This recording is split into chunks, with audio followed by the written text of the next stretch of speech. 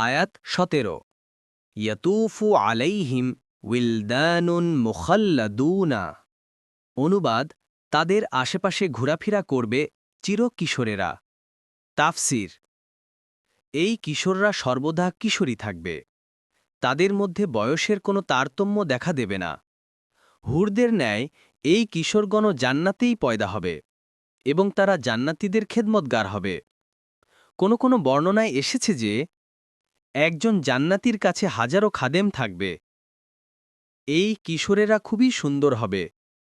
অন্য আয়াতে বলা হয়েছে তাদের সেবায় নিয়োজিত থাকবে কিশোরেরা, সুরক্ষিত মুক্তার মতো।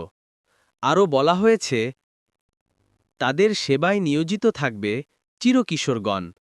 যখন আপনি তাদেরকে দেখবেন তখন মনে করবেন তারা যেন বিক্ষিপ্ত মুক্তা।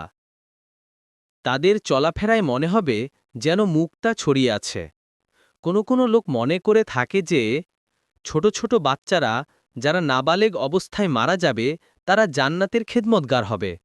তাদের এ ধারণা সঠিক নয়, কারণ ছোট ছোট বাচ্চারা তখন পরিণত বয়সের হবে এবং জান্নাতির অধিবাসী হবে। পক্ষান্তরে এ সমস্ত খাদিমদেরকে আল্লাহ তাআলা জান্নাতেই সৃষ্টি করবেন। তাদের কাজই হবে খেদমত করা। তারা দুনিয়ার কোনো অধিবাসী নয়।